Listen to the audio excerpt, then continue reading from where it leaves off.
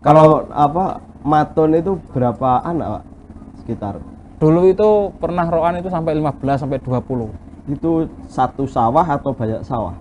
Satu sawah juga kadang ya banyak sawah. Jadi baris terus nanti maju ke depan itu sambil bungkuk, sambil mengambil rumput seperti itu. Oh, yang melakunya ke belakang gitu jalannya. Enggak, kalau ke belakang tandur, Pak. Oh iya, beda tatanan mundur itu, Pak. Nah, makanya tandur sendiri kan istilahnya tatanan mundur. Kalau maju, tanaman rusak, Pak, seperti itu. Makanya kan kemudian ada cerita lagi ketika Blandong, Pak, istilahnya. Blandong itu apa lagi? Blandong kalau di Bapak itu bahasanya aneh-aneh, mungkin bukan berasal dari bumi ya. Oh, enggak, Pak, bukan. Saya asli bumi, Pak. Tapi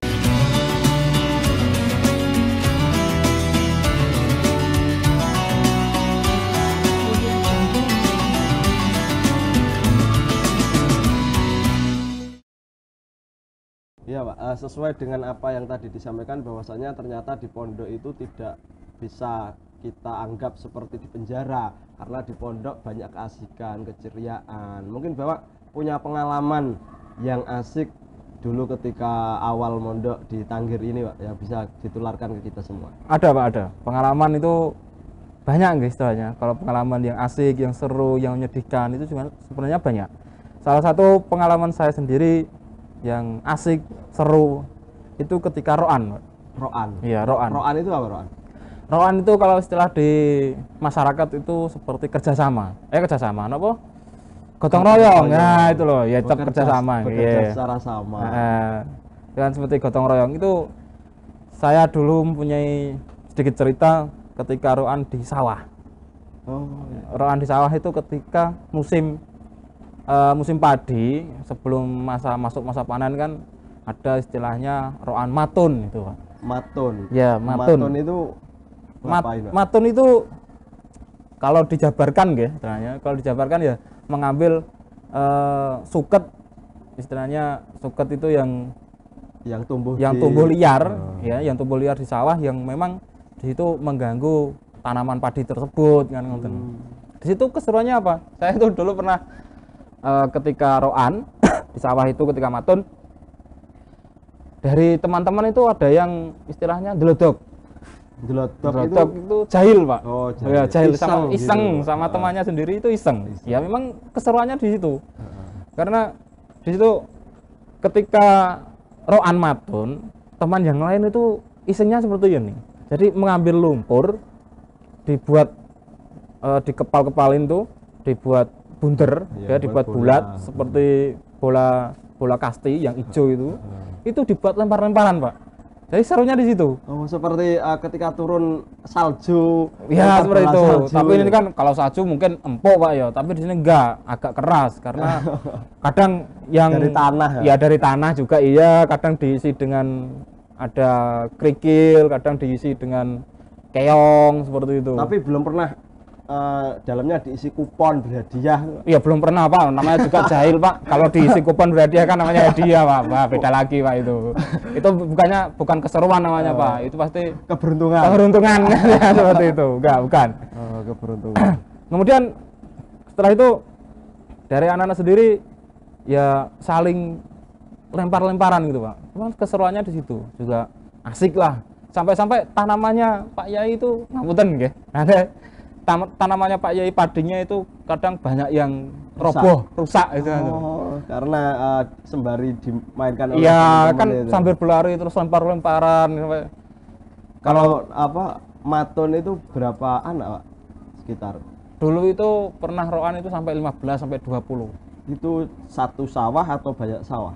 Satu sawah juga kadang ya banyak sawah. Jadi baris terus nanti maju ke depan itu sambil bungkuk, sambil mengambil rumput seperti itu. Oh, yang melakunya ke belakang gitu jalannya. Enggak, kalau ke belakang tandur, Pak. Oh iya, beda tatanan mundur itu, Pak. Nah, makanya tandur sendiri kan istilahnya tatanan mundur. Kalau maju, tanaman rusak, Pak, seperti itu. Makanya kan ke belakang. Bukan menjadi tandur tapi taju ya, Pak. Taju. Tatanan maju gitu. kayak nanam jagung aja, Pak, maju kan. Tatanan maju gitu. Iya.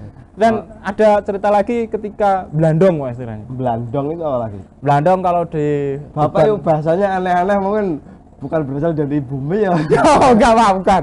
Saya asli bumi Pak. Bukan asli planet Pluto, enggak. Saya asli bumi Pak. Karena memang wilayah saya kan di daerah Tuban, banyak pedesaan, pelosok juga banyak, hutan-hutan juga masih banyak. Makanya saya mendengar istilah Blandong itu memang di daerah saya sama di daerah Montong, Singgahan itu kan istilahnya Blandong. Blandong itu ngapain Pak? Blandong itu kalau di daerah sini familiar dengan istilah mencari kayu. Mencari kayu bakar. Nah, mencari kayu bakar juga bisa, mencari kayu apa juga bisa. Kalau di luar kan Blandong sendiri mencuri kayu.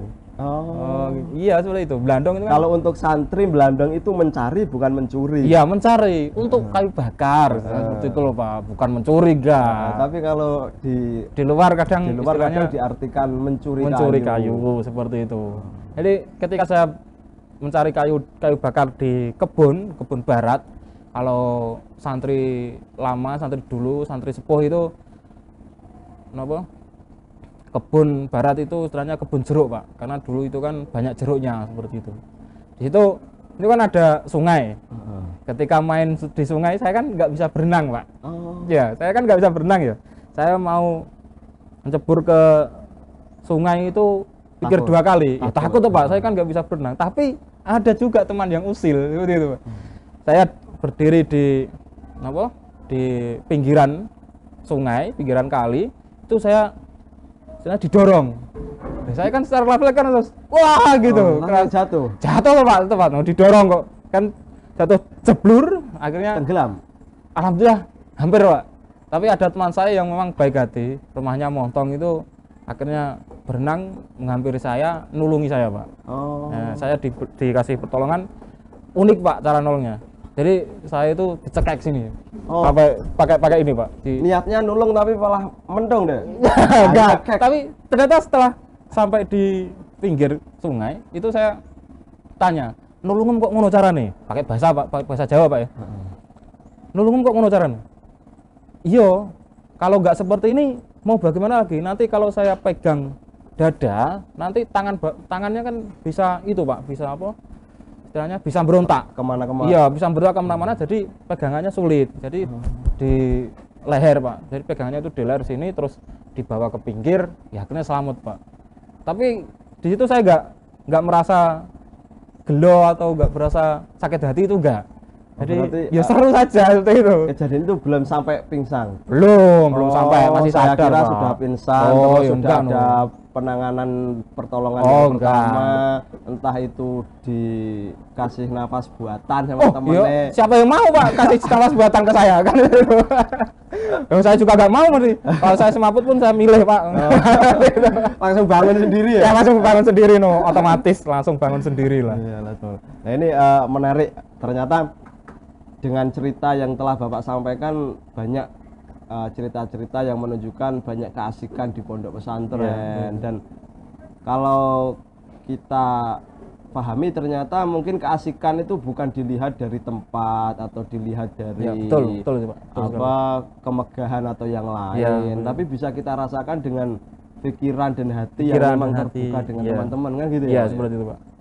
Mungkin teman Bapak satu perjuangan dari dulu hingga sekarang yang sering kemana-mana bareng, best friend forever. Oh iya. Kalau best friend forever sendiri sih banyak Pak. Tapi karena dari angkatan saya sendiri kan banyak yang sudah pulang, sudah banyak yang menikah, banyak yang pulang entah itu ngajar di kampungnya sendiri atau bagaimana. Sudah tidak di pondok. Memang kalau dari awal ada teman saya satu asrama itu 4 orang, kemana-mana ya istilahnya runtang-runtung, selalu bersama gitu Pak. Kadang ke sekolah gitu bersama, takror yang kegiatan malam di madrasah itu. Iya, takror. Takror itu mengulas pelajaran yang tadi diajarkan Pak. Waktunya jam 9 sampai jam 10 malam. Kalau istilah sekarang ya kayak musyawarah gitu Pak. Ya mengulas pelajaran yang telah diajarkan, bahas apa itu. Kemudian teman-teman saya sendiri mau ke warung, istilahnya mau cari kopi lah, ya juga bersama-sama itu ada. Kalau sampai sekarang masih ada, juga masih di sini, itu juga teman seperjuangan saya, masih ada 3 orang, 3 atau 4 orang masih. Dan sekarang juga runtang-runtungnya juga masih Pak. Serunya itu di situ. Jadi kita itu dari beda daerah, beda adat istiadat, beda apa, itu bisa bersatu di pesantren gitu loh. Ya, dengan kondisi yang sama, Iya. saling mendukung, saling seperti itu, menguatkan, saling gitu ya, Pak. menguatkan. Kadang juga pernah saya dulu itu hampir nggak, istilahnya apa ya, nggak betah, nggak kerasan di pondok itu juga pernah. Oh, Jadi yang menguatkan itu bukan hanya dari keluarga, malah dari teman dekat. Kalau teman dekat itu menguatkan, ayolah, wis ning kene wae. Kak popo tak baturi, wah piye keadaane, cerai kan ngoten. Ya, disitulah saya mulai berpikir, oh ternyata nggih ngeten iki maksudnya. Makanya saya bisa bertahan dari 2010 sampai sekarang itu ya karena banyak teman juga, banyak support dari banyak teman, support dari teman, dari keluarga. Yang terpenting itu memang dari keluarga sama teman, Pak.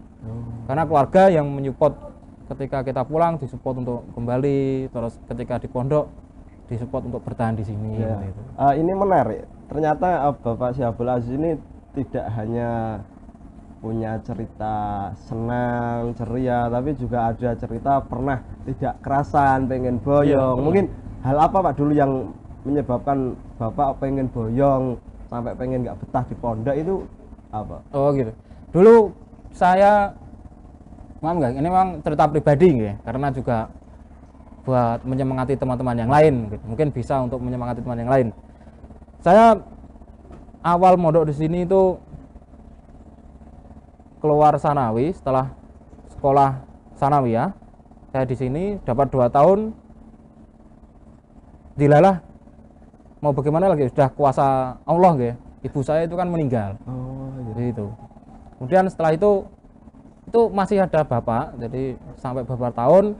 Terus di kelas 1 aliyah diniyah itu tahun 2017 atau 18 ngoten Pak nggih.